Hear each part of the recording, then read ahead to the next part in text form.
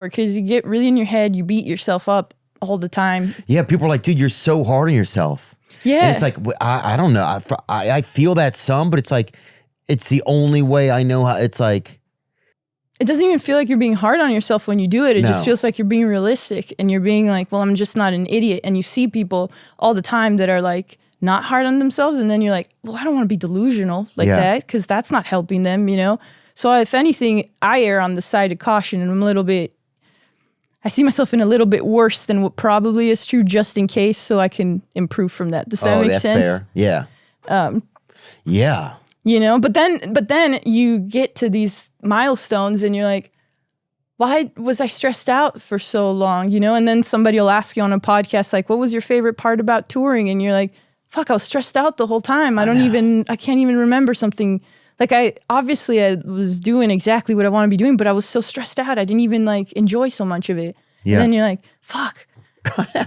Well, it's kind of like you get in like kind of this like paddleball match with yourself, or like this, you get in like this, what do they call it? Ping pong? Yeah, you get in like this ping pong match with yourself. But yeah, I think in the end, it's like, I don't know, it takes focus to like do certain things. And it does take like a lot of self-monitoring and stuff. Like I grew up with like a lot of self-monitoring, like always kind of monitoring myself. Like, is this okay? Is this okay? Do I seem okay? How do I seem? Am I okay? Where do you think you got that from? Like, I think I just didn't have anybody telling me that anything was okay. So you had to guess, kind of? Yeah, so constantly guessing. Like I used to do like things like to soothe myself when I was growing up. Like I would rock on my bed all the time as a kid. Like my brother and I's bed were on wheels and they would wake up and the morning they'd be across the room. Like we would both have like rocked. And sometimes they would be like kind of like over by like they were both trying to get out of the room. Like it was like cars trying to leave. Like there'd be traffic jam. Yeah, traffic jam. I used to walk, like step on certain things, like monitor while I was walking. I used to swallow on both sides of my mouth. Like bite your cheek kind of? Yeah. Do certain things. Because just to create patterns so things would make sense to me in my life. Like, because I think I just I had no idea if anything made sense.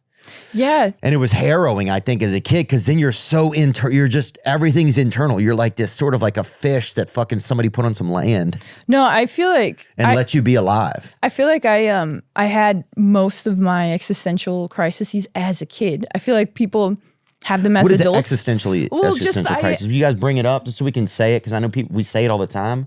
But also, maybe that's not the right word for this, because I was a kid, but I had so many questions as a kid, and I was one of those kids that asked questions to my mom all the time, and I'd freak out. I'd throw up sometimes because things didn't make sense. Like, do you know that sounds like a cartoon character? Sorry. No, but it didn't like being in space and then black holes, and then I'd worry about a black hole forming right next to the Earth, and my mom wouldn't have the answers. I'm like, but how do you know? Like that can't happen. Yeah. Dude, and just stuff like that. Yeah. So. Oh yeah. When I heard it, I was worried a black hole that the music would be so loud in there. In a black hole? Yeah. And I'm like, I'm going to fucking hate that shit. That's why I did not want to be an astronaut. That's so funny. That's so autistic. You didn't want to do it for the loud noises? Well, just the loud music. I'm like, I'm going to fucking call the cops. They're going to come over. Everybody's going to get pissed. They're going to it's going to be a World Star video or whatever. What an existential crisis is. An existential crisis isn't a formal mental health diagnosis. It's a pattern of thoughts and feelings centered on big questions like, who am I? What's my purpose? Does anything really matter? How should I live given that life is finite? Yeah, that's literally what I would think about as a 5-year-old. And I remember just seeing other kids playing and stuff, and I would just be like, Mom, is the world going to end? Like just stuff like that. Like, yeah, I had to worry too early, I think. I think me too. Yeah, worried all the time. Why do you think you had to do it though? I don't know. I think I just was curious. I think it comes from curiosity. Isn't curiosity cool? Like, it's like so double-edged sword, because curiosity makes us want to create and ask things, but then also curiosity is the reason for, like, I don't know, bestiality, for example. Right? Because it's like it's all coming from like a wonder, what if? Oh yeah, that's true. Bestiality, that's why the cat got killed. It's because of that, because curiosity. Yeah, I do not want to see that. If they do like a mural of that, I don't want to see it. Of a cat? If a cat got killed through bestiality, I'm out. Yeah. But sorry, I don't know how I got down that train of thought. No worries. I don't. We're talking about being curious, and I don't know why I thought. No worries. Of that. I don't think we even know what we're talking about, but it's good. No, we're talking about like. Do you think we're making any sense at all? You guys think so? I'm following you, and I think I know what you're saying. Do you know what I'm saying? I think so. Are you thinking about the girl in the gym? No. Okay. What if this whole time when we were talking, that's just what you were thinking about? Oh, no. I wouldn't let my brain just I don't let my brain just do that anymore. Like I'll try to stay locked.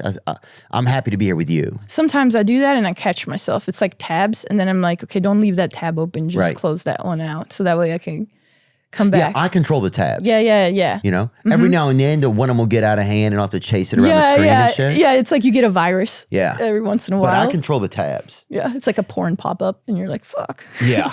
Yeah. But no, what were we talking about? We were talking about like as kids just being worriers too soon. Oh yeah. Yeah. I think that's it. You just find for some reason concern comes in too soon for a kid.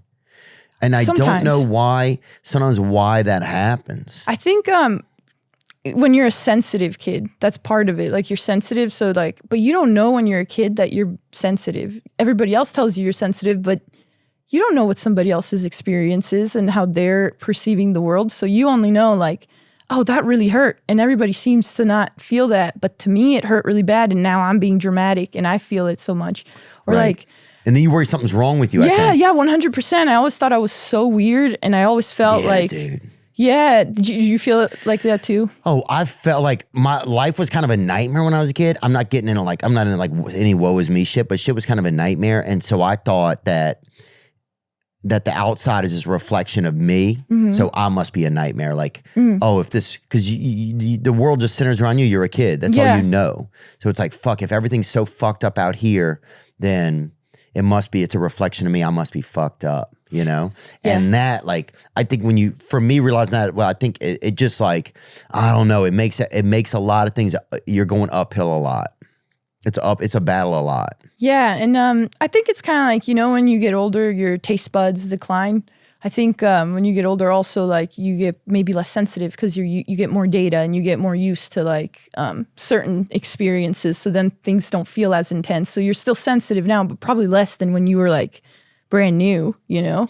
Yeah, you start to get the hang. Well, I think no matter what horse you're on, you kind of get the hang of how it rides a little bit. Yeah, so I feel like a lot less stressed out now than I did as a kid, to be honest. I feel like as a kid, I was like peak, like just everything was overwhelming and too much, you know? Yeah. And then I felt like, how come everybody else seems to be getting along and I'm so weird and I'm trying to be like them, but I'm not, they're on to me, you know? That's what it is. I always felt like I was trying to have to like, I didn't always feel that. A lot of times I felt like I was having to try to posture to fit in and I didn't really know where I fit in. And also sometimes I was kind of glad that I didn't fit into just one place though. Like I think there was bits of all of that, you know?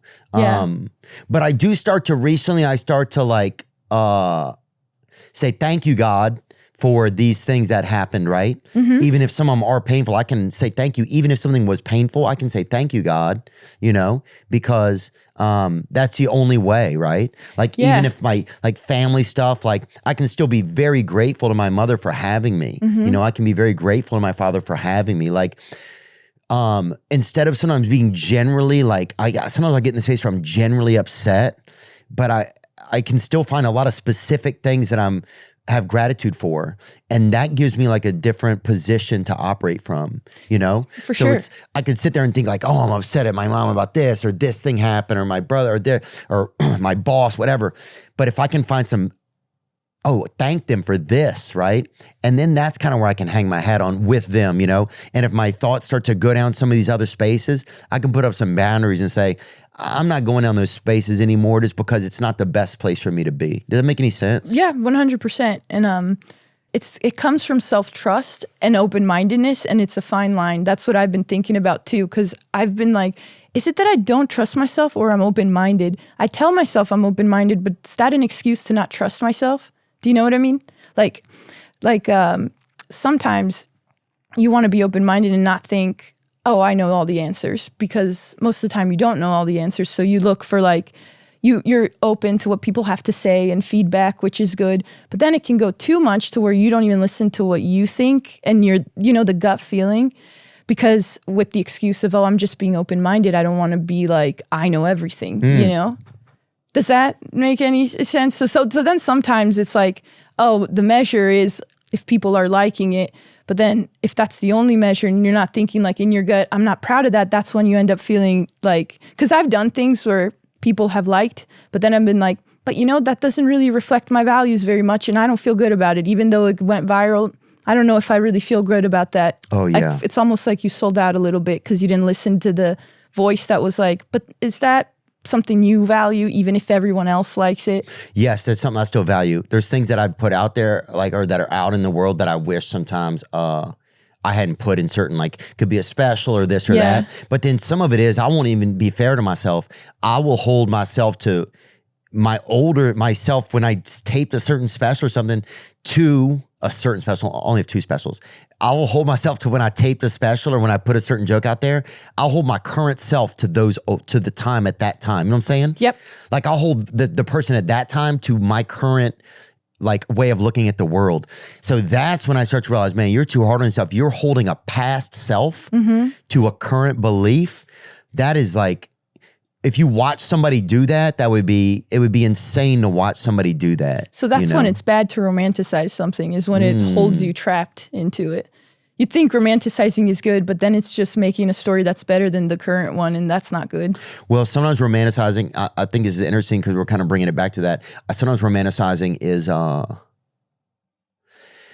it's almost a savior way of like, if you really had those moments from the past or those feelings, like sometimes maybe you're grateful that your brain romanticizes them, you know? Like maybe if you were trapped in a, you know, if you were like imprisoned for like as a prisoner of war but the thing you remember the most is like chats with the guards on a Sunday. Right. You know, it's like, or being able to sit there in peace and meditate or, you know, I don't know. Totally. Well, it's like if all the stories in your head are not quite right, why not make them good? So that way you have like a good like story. Because if it's all made up anyway, why not make up something fun, you know? Instead of like making up something bad. It's all made up. Like, I think. Yeah, dude. Yeah. Yeah, so true. Yeah.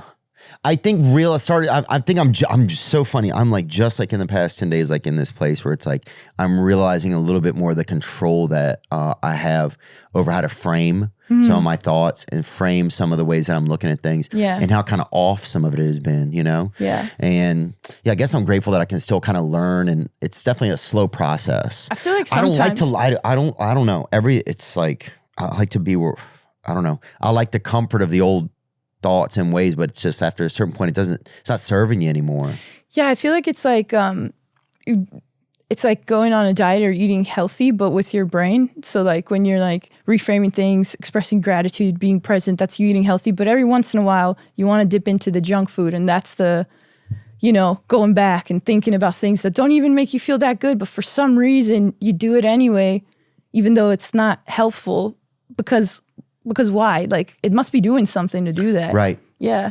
Oh, well, I think for me, Cristina, I realized there was a time where I was like, man, sometimes I don't want to leave these old feelings of being sorry for myself or feeling bad or thinking about the sad things. Sometimes I don't want to leave those feelings. Sometimes I would, because they're the only, at a certain point for years, they were the only friends that I felt like even had like somewhere deep inside of me. It was like, those are the realest things I knew. Was like how much pain I was in or how I felt or like this level, like a certain level of discomfort. They were like my closest friends. Does it make any sense? Yeah. Like they were the things I felt the most. So to leave them, it almost feels like you're abandoning a big part of yourself, which in some ways, sometimes you are, you know? And I feel like sometimes it's comfortable to be in that mindset of like, pain, because if you start feeling too good, that kind of sets off alarms. It's like, oh, now I have something to lose. But if I can like retreat in the safe place of like, not misery, but like pain, then it's like, well, I was already there and I didn't expect much more, you know? And it's almost like a protective mechanism because it's scary to feel completely good. Oh, it's scary to feel like you deserve something. Yeah, that too. Like but Yeah. It's not, but that's a lie. But that was a lie that I think was stuck in me for a long time. It's scary to feel like I deserve something. Or if I feel like I deserve something, what are other people going to think of that? Yeah. Or like, oh, am I going to jinx it if I feel, I don't know. That's kind of for like, sure. oh, well, I think there's some karma in there. Something like that. Yeah, too. It's like all these like, oh, I need to like keep making myself smaller so that way I don't lose everything almost, or I don't like fuck it up because I'm being like, I'm giving myself too much. That's not good. Like, I don't know why we feel like that. Well, I think there is a nice balance with that though, because I think the world, like, you do want to watch your ego, because your ego will also trick you into thinking that, you know, you deserve, like, everything's like, you know, that there's something more special about you. You know, it's okay to think that there's something special about you, but to think that there's something more, like, I don't know. Yeah, I don't know. It would, yeah, but it wouldn't be like that. It's like a fine line between ego and like loving yourself the way you love like your sibling or your mom or somebody, you know, like, cause like when I see my sister, for example, I'm like, she's amazing. She's great. She can do whatever she wants. And that's not me being like, thinking that like some ego driven thing. It's just love, you know? So I think but if you look at it towards yourself, it feels like ego when you do it towards yourself, you know, when it's like, no, but I do that for other people. Why do I feel guilty doing it for myself? It's not like from a place of superiority. It should be just love. And I think that's the struggle, is loving yourself, but like keeping yourself in check. Like not, it's the difference. It's the difference being like egotistical and loving yourself, but it's a hard difference to distinguish, I guess. But I think thinking about it and seeing it a little bit and having a conversation with it, you know, like, well, why do I act this way? For like, what do I get out of acting this way? Or what am I afraid of if I do behave this way? And like, but having that self conversation, I think it's like, that's pretty key. And some of it can be fun to have some of that conversation.